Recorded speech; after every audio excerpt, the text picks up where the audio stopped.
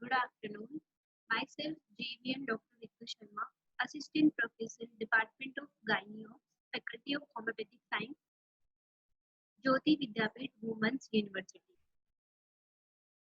Today, my topic is anatomy of the female pelvic organ.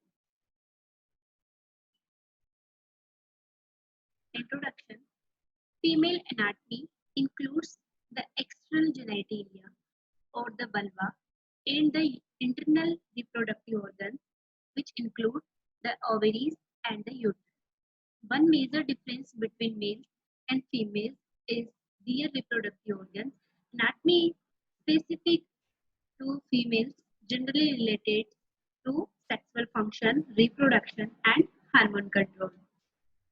Males and females have physically different sexual anatomy, but all sex organs come from the same bundle of cells during fetal development.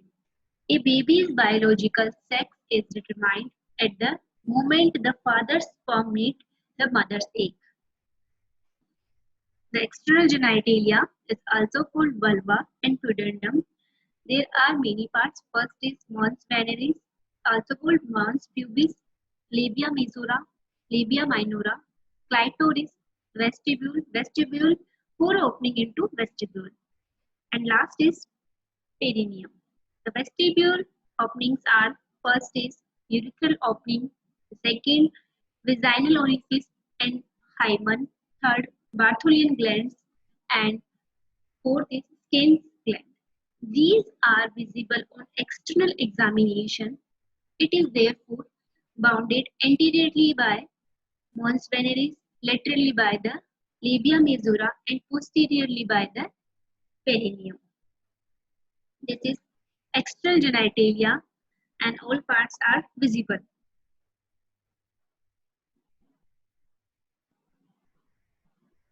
Mons pubis or mons veneris, it is the pair of subcutaneous adipose connective tissue lying in front of the pubis and in the adult female is covered by hair.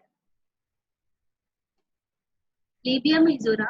The labia majora, the vulva is bounded on each side by the elevation of skin and subcutaneous tissue which form the labia majora. They are continuous where they join medially to form posterior commissure in front of the anus. The inner surface of labia majora are hairless. The labia majora are covered with squamous epithelium and contain sebaceous gland, sweat glands, and hair follicles. Beneath the skin, there are dense connective tissue and adipose tissue. The adipose tissue is richly supplied by venous plexus, which may produce hematoma if injured during childbirth. The labia majora are homologous to scrotum in the male. The labia majora are two thick folds of skin devoid of fat on either side just within the labia majora. Except in the Paris women, they are only exposed when the labia majora are separated. Anteriorly, they divided to enclose the clitoris and unite with each other in front and behind the clitoris to form the prepuce and frenulum respectively. The lower portion of the labia minora fuse across the midline to form a fold of skin known as fourchette. It is usually injured during childbirth. Between the fourchette and vaginal orifice is the fossa navicularis. The labia minora do not contain hair follicles. The folds contain connective tissues, numerous sebaceous glands, erectile muscles fiber, and numerous vessels and nerves ending. It is homologous to ventral aspect of the penis. Clitoris. Clitoris is a small cylindrical erectile body measuring about 2.5 cm situated in the most anterior part of the vulva. It consists a gland, a body, and two crura. The gland is covered by squamous epithelium and is richly supplied with nerves. The vessels of the clitoris are connected with the vestibular bulb and are liable to be injured during childbirth. Clitoris is an analogous to the penis in the male, but it differs basically in being entirely separate from the urethra. It is attached to the undersurface of the symphysis pubis by the suspensory ligament. Vestibule. Vestibule is a triangular space bounded anteriorly by clitoris, posteriorly by the fourchette, and on either side by labium minor. There are four openings into the vestibule. First is urethral opening. The opening is situated in midline, just in front of the vaginal orifice, about 1 to 1.5 centimeter below the pubic arch. The paraurethral ducts open either on the posterior wall of the urethral orifice or directly into the vestibule. Vaginal orifice and hymen. The vaginal orifice lies in shape in virgin and nullipara. The opening is closed by the labia minora, but in pairs it may be exposed. It is incompletely closed by a septum of mucous membrane that is called hymen. The membrane varies in shape but is usually circular or concentric in virgin. The hymen is usually ruptured at the consummation of marriage.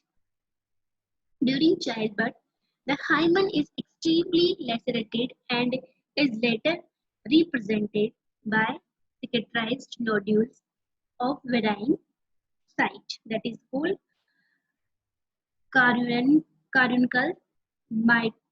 myrtiforms on both sides. It is lined by stratified squamous epithelium. The Bartholian glands are situated in the superficial perineal pouch close to the posterior end of vestibular bulb. They are pea-sized of about 0.5 centimeter and yellowish white in color. During sexual excitement, it secretes abundant alkaline mucus which help in lubrication. Contraction of bulbocavernous helps squeeze and secretion. The glands are compound racemose variety and are lined by columnar epithelium. Each gland have got a duct which measures about 2 centimeter and open into the vestibule outside the hymen at the junction of the anterior 2/3 and posterior 1/3 in groove between the hymen and the labium minor. The duct is lined by columnar epithelium but near its opening by stratified squamous epithelium. The Bartholin's gland correspond to the bulbourethral gland of male. This is four opening in this diagram.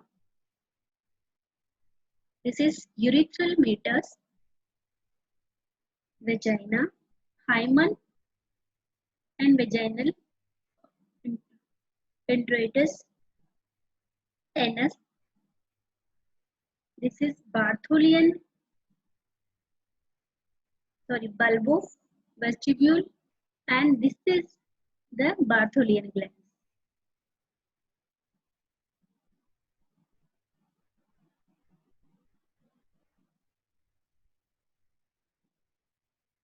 Blood supply of the vulva, arteries, branches of internal pudendal artery, the chief being labial, transfer perineal artery to the vestibulbar bulb, and deep and dorsal arteries to the clitoris.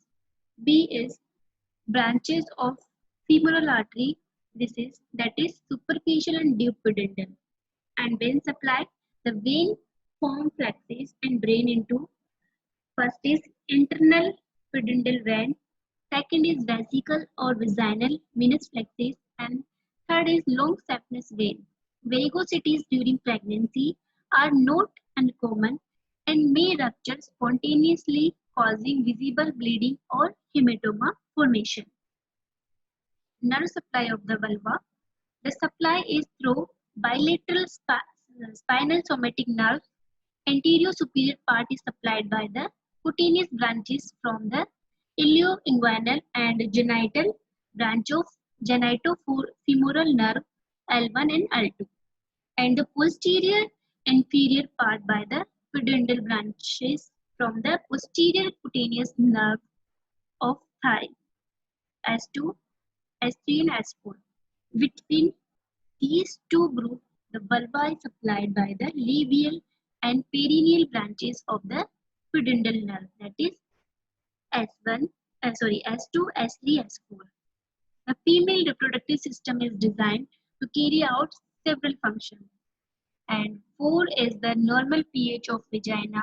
40 weeks is the normal gestation period.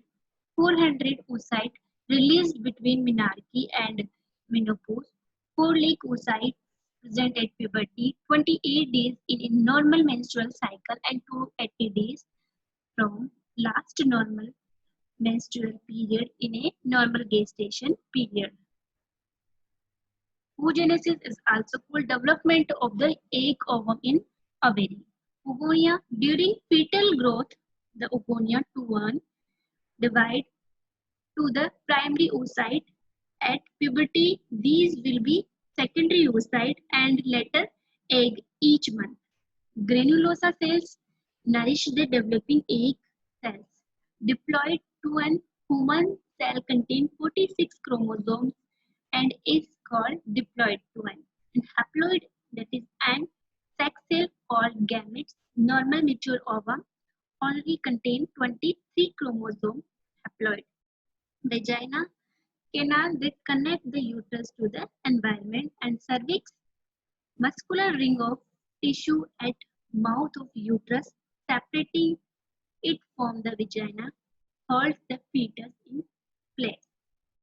Thank you.